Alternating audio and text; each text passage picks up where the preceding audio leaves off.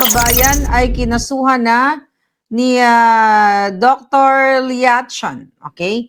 Ngayong araw, si Ralph Recto, dahil nga sa pag-transfer niya ng funds na hindi naman dapat i-transfer, kasi according sa batas, hindi mo dapat pinakakialaman ang pera ng PhilHealth. Pagbabalik daw ng 60 billion, yun nga, this year, it's too late. Kasi marami nang nabaon sa utang o mga pasyenteng nagurgur na hindi na umabot dito sa sa pagsoli nila. Kumbaga, may mga namatay, okay, na mga pasyente dahil sa katarantaduhan, okay, ni Recto. So, pag-uusapan natin ang breaking news. Siyempre, marami tayong pag-uusapan. Finally, mga kababayan, ay kinasuhan na ni Dr. Liachan. Okay? Ngayong araw, si Ralph Recto at ang iba pa niyang mga di umanong kasabwat sa paglanse ng 60 billion pesos or mahigit pa sa pondo ng PhilHealth. Okay? So finally, nagreklamo na, sa ombudsman, si health advocate Dr. Liachan. So, sinampahan niya ng plunder case at technical malversation. Okay? Si Recto, na mukhang sumisingot din. At ang tingnan natin, kasama sa kanyang sinampahan ay ang dating Department of Finance Secretary Frederick Go, yung penalta niya, si Pangandaman, DBM Secretary, at ang iba pang mga health officials, like si Secretary Ted Erbosa, at iba pa. Okay? So, mga kababayan, ang nangyayari ngayon, pero actually kasi, mga palangga, sa ombudsman niya pinailan. Ang malungkot na katotohanan dyan, magkakasabwat sila.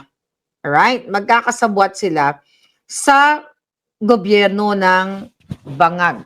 Okay? Sa gobyerno ng Bangag Administration. Ayos, may tsura natin dyan. Alright, okay. So, may patutunguhan ba itong kasong ito? Dahil, na-interview natin yan, si Dr. Liachan last year, na inilalaban niya ang budget ng PhilHealth na kung saan ay tinransfer mga kababayan, okay, sa ibang ahensya ng gobyerno na supposedly ay pangbayad ninyo sa mga hospital bills, like sa dialysis, di ba? Or yung pambayad ninyo. Yun yung pinanggagastos ng mga public hospitals or government hospitals para sana sa mga Pilipino. Okay? Sinabi ni Liachan, although, ang history kasi niyan, di ba, pinasasoli yan sa kanila last year at dineclare ng Korte Suprema na unconstitutional. Pero ngayon lang nila sinoli, ngayong 2026. I think May na lang na isoli yung pera. But again, ang question dito, ang pera bang isinoli nila is from the budget of 2025 o budget from 2026. Di ba?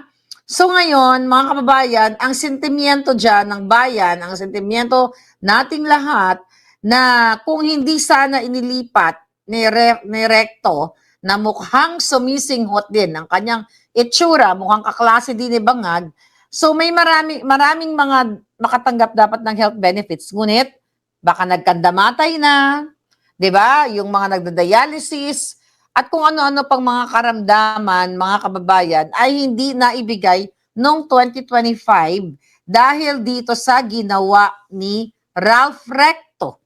Okay? At ang former DBM Secretary, na mga kasabwat din ni Bangag yan. So ang malungkot dito, mga kababayan, ang question, mapapanagot ba itong si Recto, itong kanyang mga kasabwat, diyan sa paglansi ng perang yan? Okay? Sinabi ni Liachan sa kanyang Facebook page, actually, mga kababayan, talagang ang kanyang, ang sinasabi dito na lumobo na yung mga unpaid hospital claims, dumami na hindi nababayaran.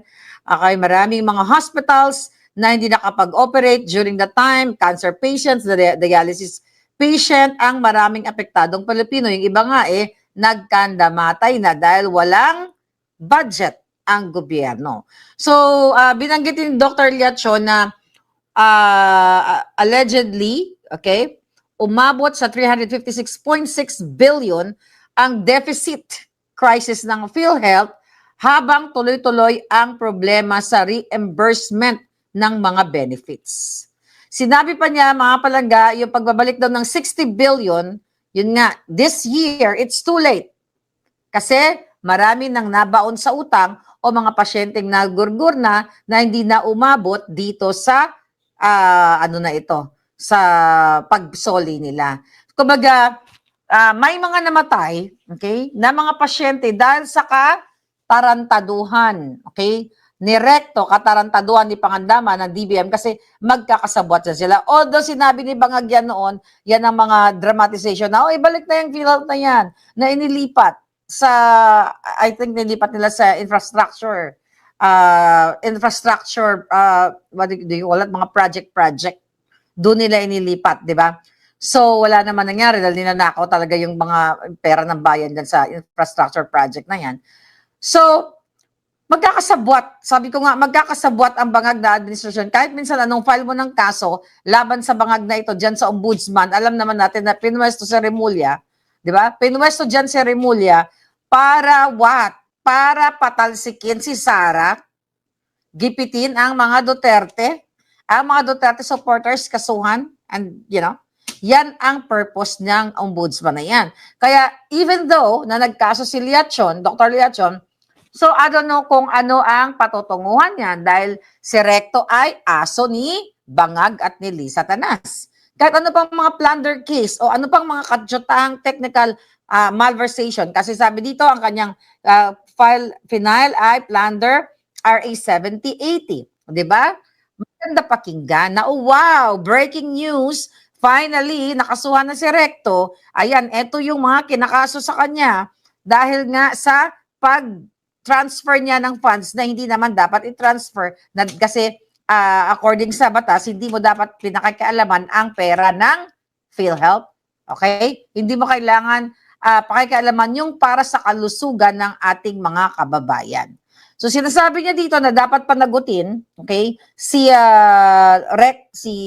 mukhang singhot boy na si Recto na mukhang nagsisession din sila di Bangag, mga kababayan. Sinasabi niya hindi daw ito simpleng legal issue lang, kundi ito ay moral issue dahil yung 16 billion na pwedeng nakapag-save ng buhay. Alright? We all know that. Okay? Alam natin yan mga kababayan, but ang kalungkutan ay talagang wala na. Sabi ko, wala naman talagang patutunguhan ang bayan natin hanggat nandiyan si Bangag. Tax di niya kayang gawin, pero 60 billion, easy lang kuhain, sabi ni Merales. Yes. Kaya nga sabi ko sa inyo, ang ang bayan natin ay talagang isa ng malaking sindikato, right? Isa siyang malaking sindikato kasi kahit anong gawin, kahit anong kaso-kaso, hindi natin alam kung anong patutunguhan yan sa kaso na yan. Alright? Hindi natin alam kung saan nahantong yung pagkaso kay Recto at kay Pangandaman at kay, I think kasama din si Bersamin.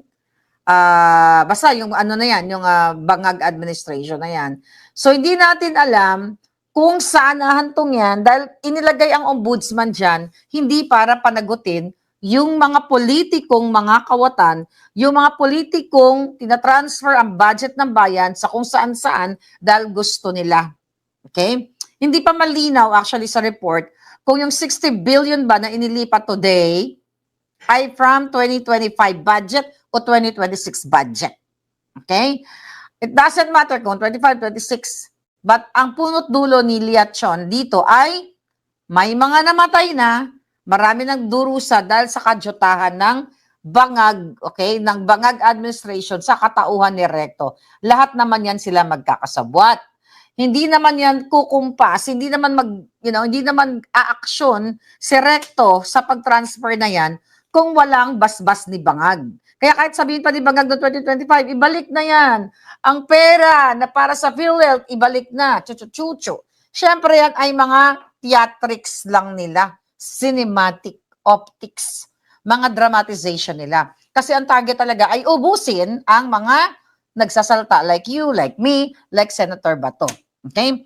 So, ngayong araw, mga kababayan, moving forward sa issue naman dito sa asawa ni Senator Bato, emotional siya na nag-appeal sa Korte Suprema no ngayong araw, nananawagan siya na wag i-surrender si Senator Bato sa ICC. Sabi niya dito, every Filipino must be tried in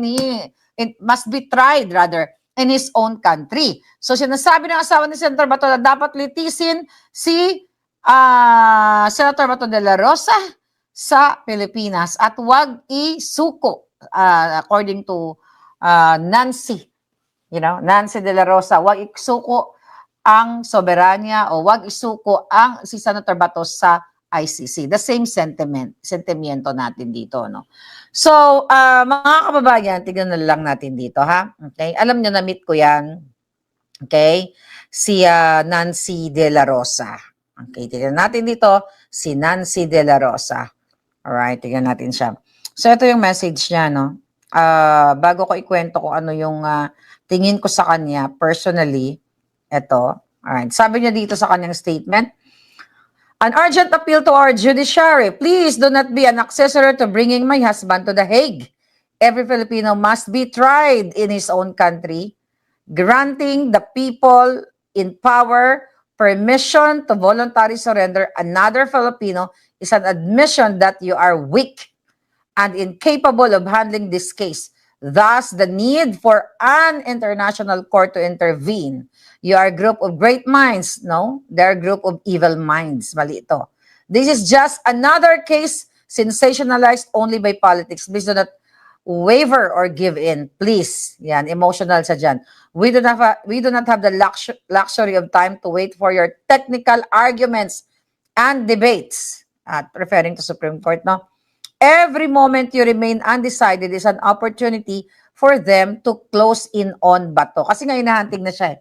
Dineclare si Senator Bato na armed and dangerous. Kaya naag-alala na rin siguro si wife na baka talagang patayin si Senator Bato. Kasi the fact na dineclare nila armed and dangerous, they're really ready to kill ang Bangag administration.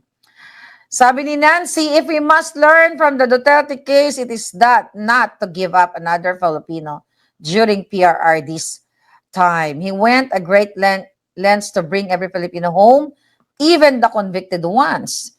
During these times, they are going to, During this time, sabi niya, they are going to great lengths to surrender another group of Filipinos. Please do not give up your responsibility for your countrymen. Please fight for our sovereignty rights. Your decision will be remembered in history. Please make it count. Okay? Sabi niya dito, ayan, nananawagan siya. So, mga kababayan, isusuko ba talaga si Senator Bato? Siyempre, oo, kikidnapin nga eh. Malinaw pa sa sikat ng araw, talagang kikidnapin nila si Senator Bato. So, kaya emotional kahit naman sino ang asawa o kamag-anak. Although ngayon, mga kababayan, may mga nagtitrending, no? May mga, ang GMA naglabas na ito daw si Senator Bato nasa New York. Diba? Do you like my white hair, darling? My gray hair? Okay. So, may mga balita na nasa New York. As kanina, kasama ko naman si Senator Bato, nagkakapi-kapi kami. Diba? So, alam mo kasi itong mga media din, siniseryoso yung mga meme, yung mga AI meme, ano? So, wala po si Senator Bato sa tabi ko, okay? Kasing iba, baka maniwala kayo. Nag-trend yun, okay? Pampagulo lang, ginugulo natin yung mga bangan. So, gusto ko lang linawin, yung kasama ko na kumanta ng Way Back Into Love, hindi ko alam kung nang-aasar ka, nakikijoin kayo sa trend or what. Hindi po yun, kaibigan ko po yun. Kamukha lang niya kasi, kamukha niya lang yung ulo. Kasi kalbo, di ba? Shout out kay Don Rolando. So, sabi ni Andrea, ang bagal ng Supreme Court, kay Tatay Digo ngayon pa lang ilalabas ang resulta. Ayun na nga, sobrang bagal din ang Korte Suprema, kaya hindi natin talaga alam kung saan, although so far doon sa mga statement ni Leonen, Justice Leonen, medyo meron pa tayong chance, okay, doon sa mga statement niya kasi naninindigan siya na, ang functioning yung batas natin sa Pilipinas. But we'll see, kasi nagdiba-debate pa sila. Tignan natin. So, meron namang pag-asa siguro yan, unless na lang kung gusto talaga nilang babuyin na ang ating mga batas. Wala na silang pakikinggan, mga palangga, at tuluyan na nilang lapastanganin ang ating bansa katulad ni Claire Castro. Okay? Let's hope and pray, the same prayer na ginagawa ng pamilya, na sana mabilis yung aksyon ng Korte Suprema. Pero sa nangyayari kasi ngayon, talagang hawak na tayo ng sindikato. Sabi nga ni Baste, sabi ko nga sa inyo, even before pa, 2023 pa lang, undeclared martial law na ang Pilipinas. Alright? Kaya, di ba, itong mga kaputahan ni Claire Castro, mga kajotahan niyang mga statement laban sa atin, laban dito sa kay Inday Sara o sa mga Duterte, talaga namang masarap sampalin ang kanyang pagmumuka na mukhang busog na sa kalalamon dyan ng lechon galing sa pera ng bayan dyan sa Malacanang. Kasi recently nag-post si dating Commissioner Rowena Guanzon na hinahamon na ng jampalan itong si Clarissa Castro, di ba? Dahil nga sa paggaya-gaya niya kay Senator Pia Cayetano, nung pag-iyak-iyak ni Pia Cayetano. So hinamon siya ni baka maging senator si Weng Guanzon, okay? Si Commissioner Guanzon na magjampala na lang sila. Pero alam naman natin na yan yun, etchos lang yun, di ba? Hindi naman literal na magsampala na lang. Siguro out of her emotion dahil sa kabangagan nitong si Castro. Kaya ang sabi niya ni Clarissa Taratara na, well, siguro ganyan talaga ang mga DDS, puro bayolente at palamura. Okay? Yan ang sabi ni Clarissa Taratara. Tayo daw mga DDS ay bayolente at palamura. Sino ba ang maraming pinapatay ng panahon ni Marcos Sr.? Okay? Sino ba ang pinapatay na si Trajano noong panahon ni Marcos? Ikaw, hayop kang babae, kang gaga ka. Clarissa Castro, na ikaw ang pinaka-bobo. Sa lahat ng bobong abogado, ikaw ang bukod-tanging boba. Okay? Wala kang saysay na mga abogado. I don't know kung may naipanalo kang kasong hinayupa ka. Okay? Dahil ikaw dati kang anti-Marcos. Nakikita mo ang kaputahan ni Lisa Tanas at ni Bangag. Pero dahil binigyan ka ng trabaho, vested interest, kaya kahit fake news na yung amo mong abnormal, ang amo mong bangag, katulad ng pagmumukha mo, yung nagmumukha ka na rin bangag, dahil parang laging nakasinghot, the way you talk.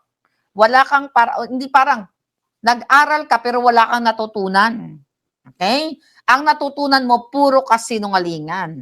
Ang sinasabi mo, ang mga DDS, ang sabi ng Impacta, ang sabi niya, tayo daw ay palamura. Mas mabuti ng palamura kaysa sa mga adik at magnanakaw at tumutuwad na amo mong hayop ka. Di ba? Talagang kamura mo, kulang pa nga ang mura sa inyo eh. Kahit natadta rin kayo ng pinong-pino, kulang pa kabayaran sa pagnanakaw ng bangag na gobyernong kinasasakupan mong Impacta ka. Okay? Yung amo mong ngiwi at ikaw, na bobo, pinaka-bobo sa balat ng lupa. Sa lahat ng bobo, ikaw ang first honor. Okay? Yan ang itaga mo sa yung hayop kang jutang dinimis ka. Ang mukha mo, kulang pa nga yung mura, dapat sa inyo bitay. Okay? Dahil sa pagnanakaw, kung ang mga Duterte supporters ay palamura, kayong mga kabangagan, kayong mga trolls ninyo, na mga pangit, mga mababaho pa, kayo ay bayaran. Kayo ay sakit ng lipunang ito dahil kumakamal kayo ng pera ng bayan sa kakatrolling nyo, sa pagsisinungaling mong hinayupa kang Castro ka. Yaan, dahil sunod-sunuran ka sa kaputahan ng amo mong mga kawatan. So, yan ang pagkakaiba. Okay, talagang minumukulang. Sabi ko, kulang ang mura. Oh. Tignan mo yung kajotahan mo. 'Di ba? Kahit ang amo mo ay nasangkot na, ay hindi sangkot, mastermind na ng pagnanakaw, dahil ikay bayad ng taong bayan, kaya mong tinitwist mo kahit nagbumukha ka ng tanga. Hindi nagmumukha ng tanga. Inborn. Talagang nasa sinapupunan ka lang pa lang ng nanay mo, boba ka na. Yan ang itaga mo sa bato. At gaga ka. Sa pinakagaga, ikaw ang queen of lahat ng gaga. Di ba? Yang itsura mo, para kang nakalunok ng chinchansu. Di ba? Yung mukha mo, nadapa ka ba sa gawgaw na hayop ka? Oh. Puro ka tanggol-tanggol sa mga adik.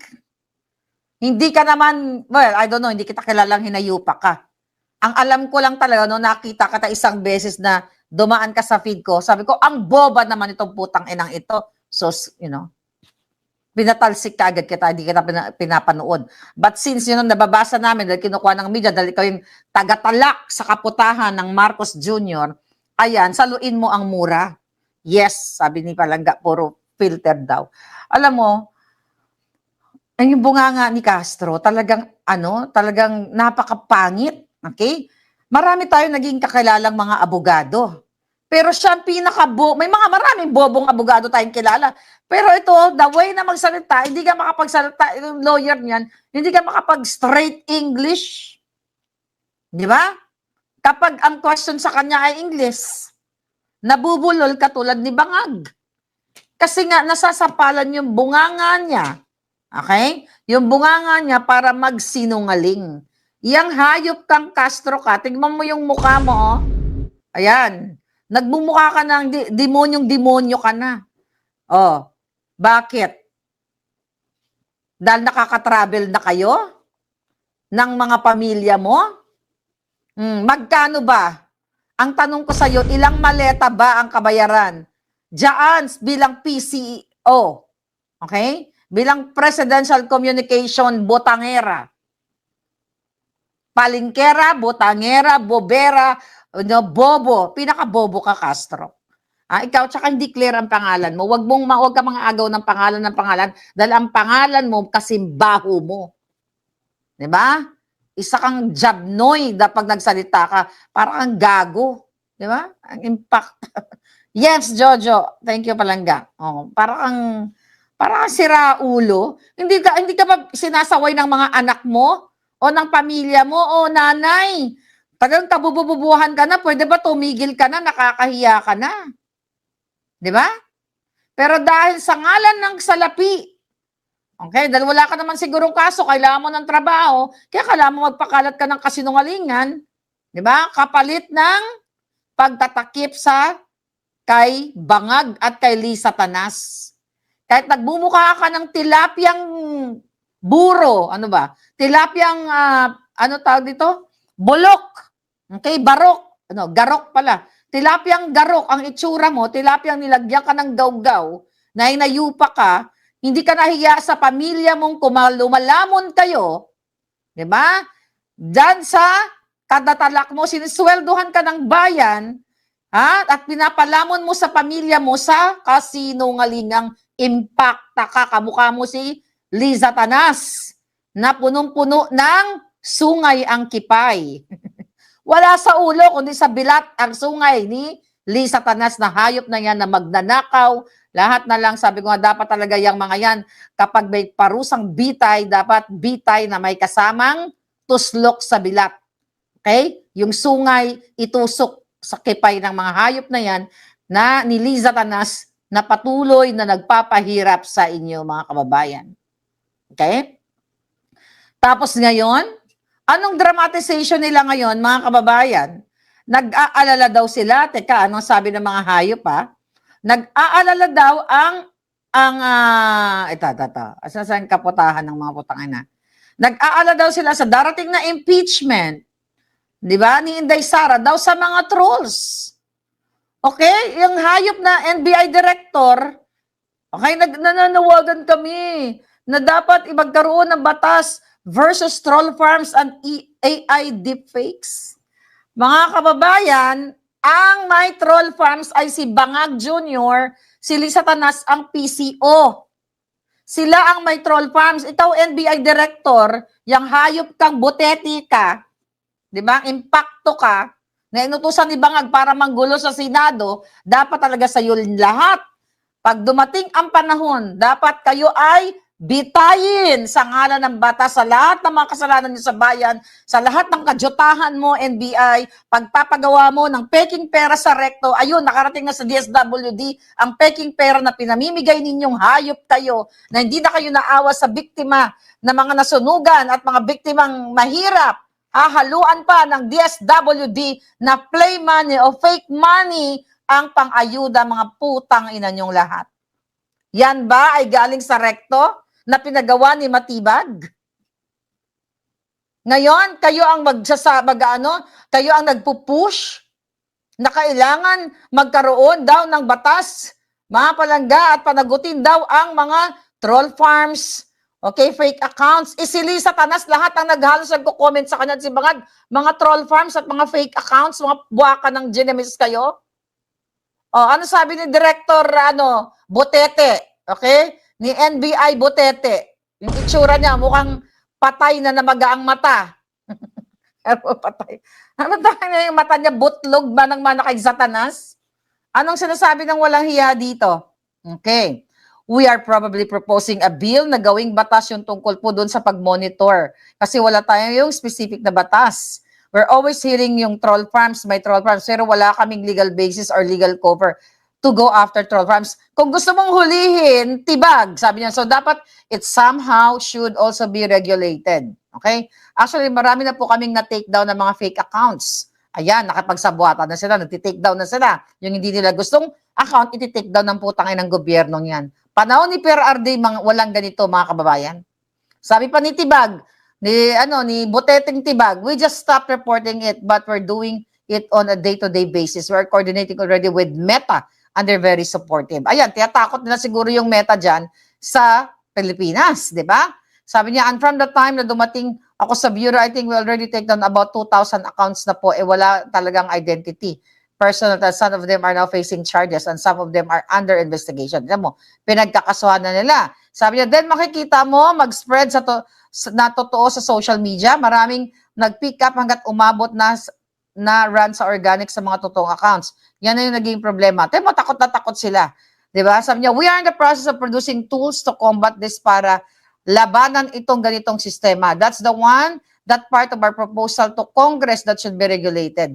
Ang unahin mo, sabi ko nga, Matibag, ang unahin mong bitayin si Bangag Jr. at si Liza Tanas.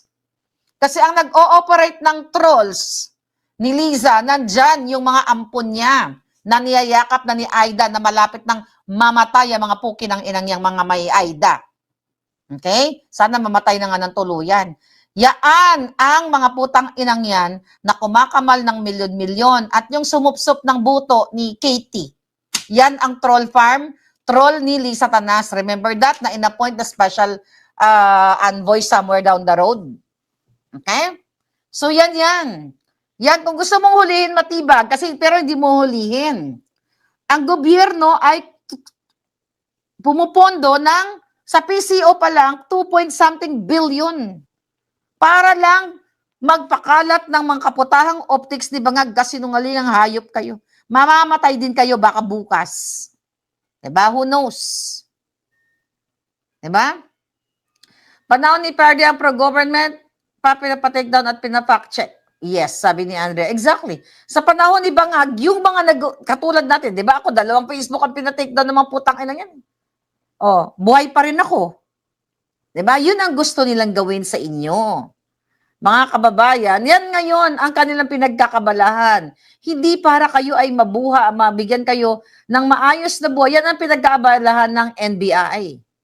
Pinagkabalahan na ipatawag si Robin Padilla, kung paano daw nakaalis si Senator Bato sa Senate, O, ulit-ulitin natin, walang nilabag na batas si Senator Bato nung umalis siya sa Senado dahil wala siyang warrant of arrest sa Philippine court o Philippine law, court.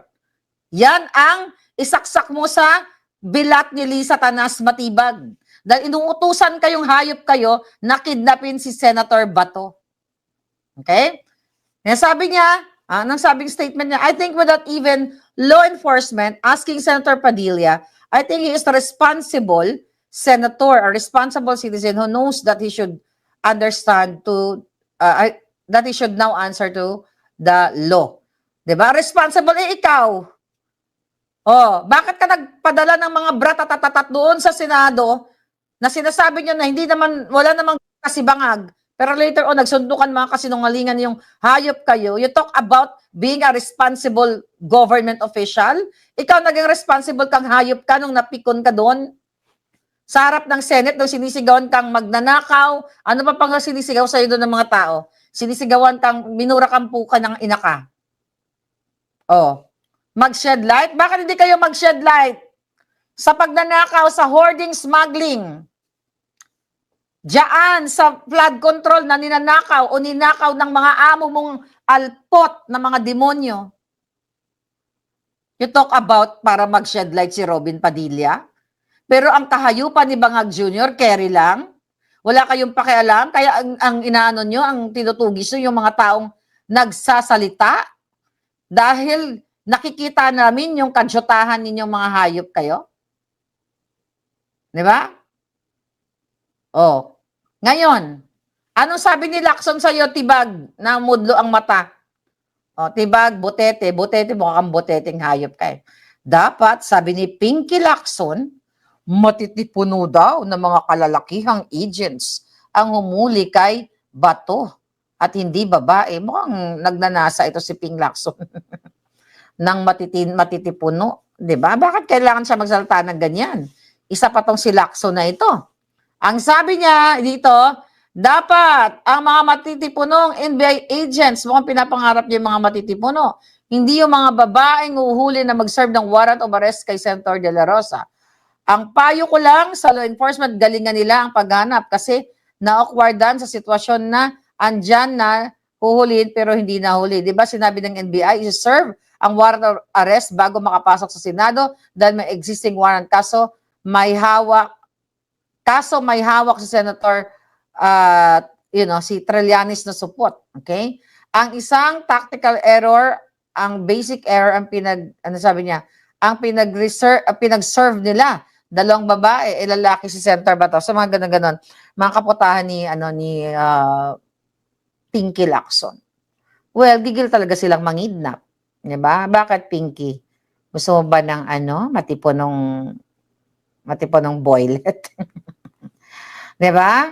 Alam naman sa Senado na ikaw ay Pinky. Panahon pa ni Senator Miriam Defensor, wala kang nagawa, diba? Sabi mo, lalaki po ako. Diba? Siya ay lalaki daw. Yes, sabi ni Diana Quindiaga, siyang koratong baleleng. Okay? Pinky Lacson. O nga, nilason niya. Lason siya sa bayan natin. Nakakalungkot dahil ito ang pinagkakaabalahan nila at ang mga kadyotahan, Sara, talagang huwag tigilan si Inday Sara, mga kababayan, yun ang kanilang kaputahan dito. O ano pa dito ang mga pinagsasabi niya. Okay. Recently, di ba? Mukhang natatakot itong si Bangag na tuluyan itong si Senator Marcoleta. Dahil hands off daw, sabi ni Clarissa Taratara, recently ay, hands off sila dito sa kaso na pinopropose or, nakasuhan na ni Ombudsman Remulla. Kasi nga, mga kababayan, baka natatakot silang tuluyan na. Alam mo, sana kasi yung INC, kung tinuloy-tuloy nila noong November 25, nung nagsalta si Mangga, that was November, last year, baka sana natapos na itong kalbaryo ninyo. Okay? Sabi ni Clarissa Taratara, hindi ito plantang ebidensya, hindi plantang intriga, sa kanila galing mismo ang mga papel at dokumento at pag-amin. Sabi daw dito kay sa kaso ni Senator Marcoleta. Sabi nito, dumidistansya sa recommendation na kasuhan si Marcoleta sa plunder. So dumidistansya sila. Baka natatakot sila sa mga INC, 'di ba? Na lumabas lahat sa buong Pilipinas. Dapat kasi talagang lumabas na ngayon eh. Dapat ako I encourage INC na wag niyo na tong patagalin. Nakikita niyo naman, 'di ba? Manawagan tayo, manawagan kayo sa lahat ng mga religious group. Okay, napatalsikin ng isang adik. Alam nyo naman yan. Na adik. Diba? Sana wag yun nang patagalin. Diba? Kasi pag pinatagal nyo na ito, ako, galit na galit sila ngayon eh. Di ba? Nagalit na galit sila dahil naagaw yung leadership. Galit na galit sila kay Marcoleta. Galit na galit kay Cayetano. Kaya nga, di ba, yung kanilang mga optics, 12:35, 25 na testigo, iaharap namin laban kay Inday Sara, chuchu. Pero nag-aalala sila kasi baka mapunta lang sa wala yung kanilang mga fabricated witnesses, fabricated, na mga ebidensya ngayon. Tapos sinasabi dito ni Luistro yung bigao na yan na nagtago ng asawa niyang nasangkot sa panggagahasa. See that? Yung mga nag-uusig kay Inday Sara, mga sangkot sa panggagahasa, pagsupsup ng buto, katulad ni Delima, kay Dayan, frailty of a woman. Yan yung mga nag-aakusa. Yan yung mga gustong parusahan si Inday Sara. Pero sila yung nasangkot sa mga kahindik-hindik na mga krimen. 'Di ba? Kasi krimen yung ginawa ni Delima. Pwede siyang kasuhan ng asawa ni Dayan sa pang-aagaw ng buto. Kaya lang syempre naareglo 'yan, 'di ba? Ngayon, ano sabi mga 3 months lang 'to. Kasi sabi ni Luistro, baka umabot ito ng 3 months from July 6 kasi we have to understand. Sabi niya, for example, we have an average of 25 witnesses. Every witness after direct examination, iko-cross-exam. Yun ang defense, Ayun na natin basahin to. Alam naman natin na talagang this impeachment ay napaka-politika. Dahil ayaw nilang, what? Ayaw nilang makasuhan sila in the future kapag si Sara Duterte na ang presidente. As simple as that, mga kababayan, kaya patuloy silang what? Patuloy silang nakikipag-alyansa sa mga kakamping at dito sa mga basurang mga adiktus. Tignan mo ngayong araw. Mga palangga. Francis Tolentino, naging bagong DOLE secretary. Sino ba yan? Yan ay dating appointee ni Jabnoy na noong during the campaign of 2016, yung pinatuwad, di ba, yung mga tumutuwad-tuwad na mga babae. Ako nagpa-viral noon, naalala nyo yun? Sa isang sortie nila. Si Tolentino, tumutuwad doon sa entablado, tapos may nakaatang na babaeng kulang na lang, parang sila nagtsutsuk-tsakan. Hanapin mo yun. Ako nagpa-viral noon. Wala pa kayo noon sa social media world. That was 2015, I think. Diba? Tapos yan, in-appoint. Okay? Kaya lang, nasa Maharlika yun eh. Pina-take down na nila yung page natin. Pero baka may mga nag-expose, may mga nag-share noon. Diba? Kinuha yun. Yan, si Tolentino. Habang nangangampanya sa entablado ay nagpapakita ng kalaswaan. Yan yung mga likes nila, Yan yung mga ina-appoint nila, yung tuwad na daan. Remember that, Francis Paul Liwanag? Yes, kaya nagkaroon ng tuwad na daan. Dahil doon sa meme na ginawa ko during that time, itong si Tolentino, kaya hindi ko makalimutan yan na may sortie somewhere. Hindi ko lang alam kung Batangas ba yun or basta somewhere there, hanapin nyo. Yung mga kababaihan na binayaran nila sa stage, nangangampanya para sa nagjijiyutan doon. Yan ang mga ina-appoint ni Bangag kasi sanay sila sa tuwad-tuwad. Kaya mayroon, tama ka, kaya ipinanganak kaya nag-viral po ang salitang tuwad na daan. Marami tayong pina-viral, Francis, right? Kung naalala nyo, kung nakapalo kayo sa akin, since 2015. Jabnoy, ako nagpa-tsuba niyan. Patay na si Jabnoy, hayaan mo na. Masaya na siya doon. Okay? So ngayon, mga palangga, kaya ngayon, itong mga maleta kongresistas, wala nang ginawa, kundi babuyin tayong lahat na nakikipaglaban. Ayaw tayong tigilan, 2,000 fake accounts. Okay? Naipatanggal na. Nagmamalaki sila. Yung mga kalaban lang naman ang pinatatanggal nila. Pero yung mga trolls nila na hired by Liza Tanas at Bangag, nandiyan pa rin. Kaya nga galit na galit sila eh. 'Di ba? Kasi magkakaroon daw sabi ng mga mga alpot na ito na maleta kongresistas, mga kababayan, nag-expect sila ng panibagong kodita diyan or kudeta diyan sa Senado. Alright? Laban kay Cayetano. So, Recently, in-interview si Hantavirus na tiyatanong kung meron bang meron bang ini-expect na kudeta ito diyan sa Senado. Ang sabi niya, solid pa rin daw silang 11. Wala pang umaayon sa mga yawa. Actually, ginawa ko ito, hindi ko pa napopost. Oh. Ayan, Senator Hantavirus, sabi niya, may ilang may intensyon na sumali sa minority, pero sa ngayon, ang solid ay yung 13. Yung mga ulol pa rin. Ayan, Oh. Si Hantavirus. Ay, nako, mga kababayan. Nakabuo ba yung iyaking minority ng 13? Sabi ni Antonine. Wala pa palangga. Solid pa din daw silang 11. Sana kaysa kudeta, isa kubeta na lang sila ma-flash. Sabi ni Charlie. Corrected by. So, yes. Yan ang, kasi talagang ano sila eh. Talagang para sila mga batang inagawan ng candy. Alam mo, yung mga naglulupasay, nag-meltdown ng mga buwaka ng Ginemis. Lalo silang nag-meltdown nung nag-speech si Basti doon sa Rage. Diba? Na dapat ang bangag tapusin na, hindi na siya pwedeng, hindi na siya pwedeng mag-extend pa beyond 2018 or maybe earlier, maybe tomorrow, diba? Next week, next month, o basta wag na paabutin ng 2018. Kasi sabi nga ni Basti, ano ang achievement ni Bangag? Ibalik ang droga, ang kriminalidad, ang korupsyon na siya mismo ang namumuno, si Bangag Jr. Ulit-ulitin natin. Diba? Na pinangalanan ni Zaldico na ang tunay na mastermind sa pagnanakaw sa kaban ng bayan. Ulit-ulitin natin si Marcos Jr. na Addictus Benedictus. Si Liza Tanas na Addictus Benedictus.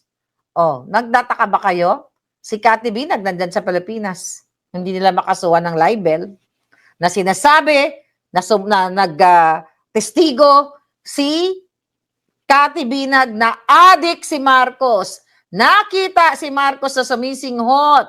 Nakita si Liza Tanas at inalok pa siya ng you want. Bakit di makasukasuhan si Cathy patungkol sa drugs?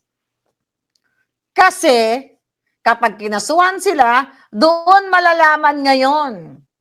Okay? Na kapag pinatest si Bangag, of course, hindi siya magte-test. Diba? Hindi lang naman yung kaso na nag-file lang eh. Magpapalitan ng ebidensya. Si Cathy, witness, nakita ng dalawang mata niya. So nagtataka ba kayo kung bakit hindi kinakasuhan si Binag? Kasi takot si Bangag at si Liza Tanas at si Sandro Marcos na ma-drug test yung mga ulol na yan at lumabas pa yung maraming ebidensya na mga kakilala din, common friends nila ni Cathy na addict. At baka yung ex ni Cathy Binag ay magtestigo pa. Diba? Si Tony Boy Florendo na addict yung mga putang inang yan. Yan ang kinatatakutan ng Bangag administration. Kaya ngayon sila ay nagkikipag-work with, nakipagsabuatan dyan sa Meta. Ang Meta ay wag matakot sa mga ulol na yan para itumba yung ating mga Facebook page, yung mga account ninyo. Walang achievement ang Bangag na mga jutang din ng mga ito kung hindi magpakidnap, magpatanggal ng mga Facebook. At ang plano nilang charter change o mag-extend ng term limits ng mga julul. So, ulit-ulitin natin every single day, mga kababayan, although gusto natin gusto natin magkaroon ng kasama si PRRD doon. Dahil sabi nga ni Basti dyan, it's a bad joke daw, na parang masaya kung kasama ni Senator Bato doon. Pero, na pag kinidnap siya ng mga Bangag. Pero alam naman natin na hindi rin naman talaga sila magsasama doon. Paghihiwalayin yan sila. But kaya nga Senator Bato, kumapit ka lang. Magiging palos ka forever. Huwag ka magpapahuli, huwag ka magpapapatay sa mga putang inang mga kawatan na yan. Diyan sa NBI, ayan, nagbo-volunteer pa si Torre, na sanay mangdukot at maghanap ng heartbeat. Remember that? Nakakaawa kayo. Sabi ko, nakakaawa ang bayan natin. You have to do something. Tapos ngayon, si Dilimang yumupyup ng boto ni Dayan, anong sinasabi niya? Hindi daw siya gumaganti kay PRRD o sa mga Duterte. Okay? Sabi niya dito, okay? Dahil nga, di ba, inakusuhan siya na, believed queen? nag-recant lang yung testigo. Alam mo naman dyan sa Pilipinas, natin alam kung anong inoffer, kaya the fact na pinalabas si Lizzie de Lima sa kulungan sa panahon ni Bangag, alam nyo na. Kahit anong deny niya, na hindi na siya gumaganti sa mga Duterte, nako, tumigil ka nga de Lima. Ano tayo, basahin natin to. Sabi niya, ang pagtanggap natin sa hamon bilang House Prosecutor ay hindi para sa pagiganti o vendetta. Alright? So ano pala, nagalit ka kasi naputol yung na-booking namin na niyop-yop mo ang joto ni Dayan, dahil umamin ka, kaya mo siya pinatulan, frailty of a bigaon. Right? Sabi ni Delimang, bigatla, I have been doing my job in this house fairly without any ill will against anyone. Julul, putang ina mo ka. Diba? Kung kung para ka sa taong bayan, hindi mo dapat ginajudge ka agad. Ang gusto nyong i-impeach. Mga hayop kayo, wala pa nga impeachment. Gusto nyo na, totaling i-impeach na. Ngayon nagkaroon ng 13 majority na in favor sa amin. Alright? Tapos ngayon, gusto nyong tanggalin yung 13 na majority na kahit naman legal ang pagtalaga kay Senator Cayetano. So anong kadyatahan yan, Dilima? Kailangan mo ba bang yapupin uli ang boto ni Dayan? Kayo pa ba? Nagtitrisam ba kayo? Ano bang ginagawa ninyo? O musta na ba? Sino ba? May kapitbahay na ba dito ni Dayan? Kayo pa rin ba? Nasa ba si Dayan? Nasa kulungan pa, di ba? Nasa kulungan pa ba si Dayan? Pumapasok ka pa ba ng bilibid? O baka yun ang kinagagalit mo dahil na-booking ka, na ini-impress mo ang taong bayan na ikaw ay magaling, pero ikaw ay nagsettle lamang sa kuluguhing boto. Putangin to mga alpot. Alam mo, nakakahiya, no? Nakakahiya yung mga leaders natin kung hindi tumutuwad, dumidila ng botong may kulugo, ng gagahasa, katulad ng kinasasangkutan ng asawa ni Luistro. What the fuck? Diba? Fuck you, sabi nga ni Batsy. Fuck you kayo mga putang ina kayo mga kawatan. Namuti na tuloy ang buhok ko. Diba? Namuti na ang buhok ni Lola Marlica sa kahayupan ng Bangag administration na ito. You have to do something, mga palangga. Okay? Kaya nga sabi ko, tama, magkakasabot talaga. NPA, rebelde. Yan ngayon sabuatan sila. Talagang, ang sabi pa nito ni PNP chief, dapat igalang daw ni Bato yung sense of duty. Nanawagan si Nartates na makipagtulungan daw sa otoridad si Senator Bato at sumuko na. Ano kayo? Diba? Magsumuko na daw at magkaroon nga ng sense of duty. Bakit? Ikaw, Nartates, bakit hindi mo hinuhuli ang amo mong adik? Bakit hindi ka makipagtulungan sa taong bayang puki ng ina ka? Ang amo mong si Marcos Jr., na nakikita nyo na dito, tumutulo ng dugo, ang ilong, ang singot, ang sipon, ang gilagid, dinudugo na sa kasisingot ng ipinagbabawal na gamot, sa sobrang pagnanakaw sa mga mali-maletang pera ng bayang hayop ka. Nasaan ang sense of justice mo? Ha? Nasaan ang sense of duty mo? Nasaan? Bakit hindi nyo ibigay ang hustisya para sa taong bayan? Dahil si Bato, dahil gusto nyong galit na galit kayo, dahil bigla na lang nag-show up sa Senado at yun, nakuha yung majority, ay nakuha yung Senate leadership. Ngayon, galit na galit kayo. You talk about sense of duty. Yung duty mo sa taong bayan na protektahan dahil binababoy ng Bangag administration.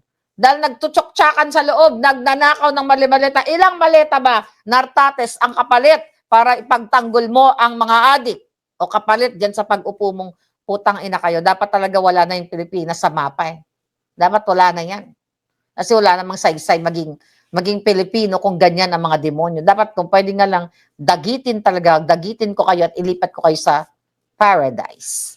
Kung pwede lang. Wala na pong kwentang mabuhay sa Pilipinas. Kapag pinamumunuan ka ng adik, ulit-ulitin natin. The fact na mag-emote-emote itong hayop na Nartates na to, na nag-appeal ka si Senator Bato na, law enforcer ka naman, law enforcer ka. You have to, dumaan ka sa legal process. Ikikidnapin nga nila eh. Diba? At papatayin pa. Dahil dineclare na armed and dangerous si Senator Bato. Diba? Just our men, sabi ni Tara, just as our men and women in uniform honor his legacy as their former top cop. We ask that he honor their current duty by cooperating fully. Yung putang ina mo ka natatis kang hayop kang impacto ka. Yung pagpakidnap ni Bangag sa 2 bata sa Turkey. May ginawa ba kayo? Ni Browner? Ni Au-Au? May ginawa ba ang DFA? May ginawa ba ang PNP? Nakipagsabwatan pa yung mga kabaro mong hayop ka sa pagkidnap nung nagkaroon ng Turkey extraction. At pagkidnap kay PRRD, you talk about honor? Tanginan to mga to? Wala kayong honor. Mga horror kayo. Nakakatakot ang mga pagmumukha nyo at pag-uugali nyo. Yan ang katotohanan, mga lindiputa kamutanan. Okay? Yan lang mga palangga eh. O, tapos sisisin, pipigain si Robin Padilla, lahat ganun na lang ang gagawin nila. My goodness. Anong bago? Magtatanong na si Marcoleta para supplyin si Biden. Ano na ba ngayon dyan? Monday, di ba? O ano na sila? Nag-session na ba yung mga putang ina? Nag-sacrifice na si PRRD, Senator Bato, kaya wag na wag ka magpapakidnap. Wag mong aksayahin yung sakripisyo ni PRRD. Exactly. Okay? Ano nangyari? Lakasan mo nga yan. Ano sinasabi ni Marcoleta? I stand before you not as a man begging to be understood, not as a senator asking to be spared, Ano to? and not as an accused shrinking Narinig niyo? of accusation. Tignan natin. Rather, I am here as a servant of the Constitution, elected by the people, bound by oath, and determined to perform my duty without fear, without favor, and without surrender. No retreat, no surrender. While the Senate is confronted with uncomfortable truths, namely, the pending continuation of the investigation of the anomalous flood control project, Correct. Flood control. the constitutional burden of an impeachment trial, and the growing pressure upon this institution to surrender its independence through political maneuvering disguised as constitutional reform. Let us not pretend that this complaint came in a vacuum. The pattern is too visible to ignore. First, remove the inconvenient voices from the inquiry. Then weaken those who refuse to conform. Then frighten others into silence and submission before the decisive constitutional battles begin. Mr. President, this is not merely about a complaint. The trump-up charges filed against me and some of my friends are not merely legal accusations. They form part of a deeper and more nefarious design to intimidate independent voices, to punish dissent, and to warn every senator that the price of asking hard questions could lead to personal competition. If the intention of these cases is to silence me, let me say this at the very could lead to personal damnation. I will not be. If the intention of these cases is to silence me, let me say this at the very beginning. It has failed. I will not be silenced. I did not seek public office to become comfortable, Madam President. I did not take my oath merely to occupy a seat in this chamber while billions disappear into darkness, while constitutional processes are manipulated by pressure, or while the Senate is slowly conditioned to fear retaliation for independent judgment. I did not take my oath to serve only when service is convenient. I did not come to this chamber to lend my voice when power uploads and withdraw it when power becomes displeased. The senator is not elected to be timid. The senator is not sworn into office to become a spectator while the Constitution is tested. While impeachment proceedings demand judgment, while the people cry out for truth about the wide-scale theft and public funds, theft of public funds. Huwag ka magsasalita. Instead, Huwag na magsasalita. a senator is elected to stand, to examine, to question, to decide, and when necessary, to resist. This is what I intend to do. So let the complaint be examined. Let the evidence be tested. Let the law speak. I will answer in the proper forum with documents, with facts, and with the calm confidence of one who knows that accusation is not proof. that attacks couch in legal veil do not constitute the truth. And before the Filipino people, I must say what is plain. A complaint without nexus is not justice. A complaint without evidence is public injury, No tayo. official favor, corrupt consideration, or abuse of office is not accountability. It is machinery. It is pressure. It is a warning shot fired at those who refuse to kneel. And if that warning was meant for me, Mr. President, then the answer is very clear. It failed. The complaint against me speaks of amounts. It speaks of dates. It speaks of suspicion. But suspicion is not evidence. Amount is not corruption. Political inconvenience is not probable cause. An accusation, no matter how loudly repeated, is not proof. It is a theater. It is pressure. It is machination. Let me state the legal defenses plainly on the allegations against me. The law did not define the limits of liberality among friends. They did not say that friendship must stop at a number chosen by one's accusers. They did not say that generosity becomes criminal merely because the amount is substantial. What the law forbids is not liberality. It forbids corruption. What it condemns is not friendship. It condemns the sale of public duty. At least I stated the truth. At least I faced the issue. At least I did not hide behind silence. So I ask, what of those who receive support, gifts, donations, favors, or assistance for their own electoral campaigns and keep them beyond public scrutiny? Shall the law be a sword only against those who dissent and shield for those who belong to the circle of the powerful? If transparency is demanded, let it be demanded of all.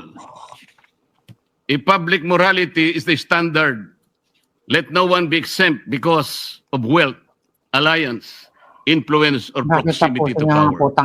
And so I speak again, clearly and directly. What official act did I sell? What vote did I promise? What public fund did I touch? What government contract was delivered? What favor was asked, promised, or given? Correct. If they cannot answer these questions, then this complaint is not the pursuit of justice. Hindi naman It galing is ako a sa pera. deliberate attempt to silence dissent. But this is larger than me. This is not a fight for one man. This is not a fight for one faction. This is not a fight for political survival. This is a fight for whether the Filipino people may still have senators capable of questioning, investigating, judging, and speaking freely without fear or favor. When this chamber is called upon to sit in impeachment proceedings, we are not merely politicians. We are senator judges. We are bound to listen, to weigh evidence, to apply the Constitution, and to act according to our conscience. That responsibility cannot be curtailed by fear, pressure, harassment, or manufactured accusation. No one should be allowed to intimidate a senator judge into silence. No one should be allowed to punish a member of this chamber for ensuring that impeachment must be governed by law, evidence, due process, and conscience. Whether one favors or opposes any party in those proceedings, that's not the point. The point is whether the Constitution shall speak above political convenience. I will perform that duty, Madam President. I will listen. I will weigh the evidence. I will obey the Constitution. I will not prejudge. I will not be dictated upon. I will not surrender the independence of my vote to any power outside this chamber. Even if the path becomes lonely, I will walk it. Even if the attacks become heavier, I will endure them.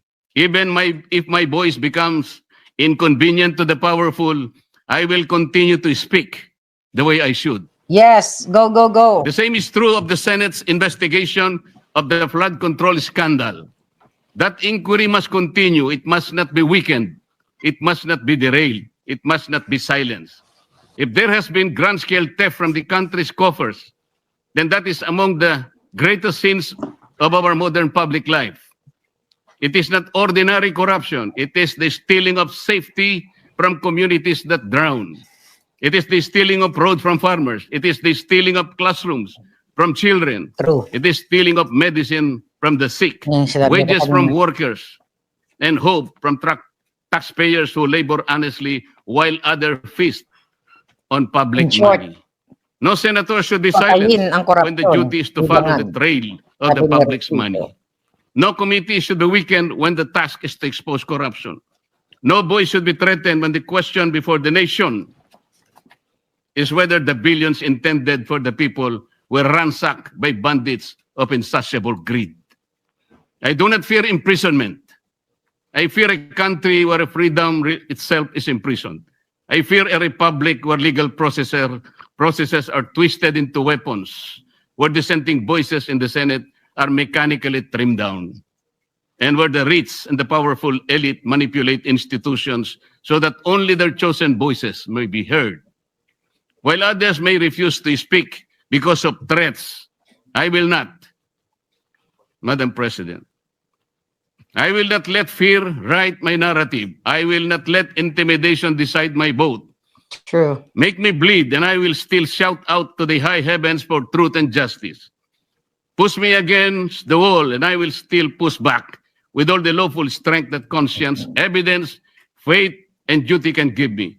Not with violence, not with hatred, not with recklessness, but within the Constitution, in my hand, the law in my shield, the truth as my voice, and the Filipino people as my reason. Nelson Mandela once spoke of a democratic and free society as an ideal for which he was prepared, if necessary, to die. I do not compare myself to Mandela. I am too little to even try, Madam President. But I understand the burden of that lesson. Freedom is never preserved by the silent. It is preserved by those who still speak when silence becomes the safer choice. And so I say this to those who believe that cases can frighten us, that accusation can tame us, that pressure can make us forget the oath we took before the people. You have misread the Senate. Ganyan You have ginawa nila sa misread the akin. Constitution. Tinakot. You have misread me. May I repeat? I will answer this complaint in the proper forum, calmly, firmly, and with evidence. I will sit in impeachment proceedings with conscience, impartiality, and due regard for the record. I will pursue the examination of flood control anomalies with courage, fairness, and determination. I will not allow public funds meant to protect our people from floods to disappear into the hands of those who already had too much. I will not allow the greatest theft of our time to be buried under intimidation. Never, Even if ever. I am the only one left standing, I will Dapat stand. sinabangag. Even if my voice is the last one they wish to hear, I will still speak. Even if the path becomes lonely, difficult, and costly, I will continue because the oath I took was not ceremonial. It was not a line recited for record. It was a solemn charge from the Filipino people to defend the Constitution, to guard the public trust, and to act with courage when silence becomes convenient. Let those who weaponize the law answer to history. Let those who steal from the people answer to justice. Let those who seek to silence dissent understand this.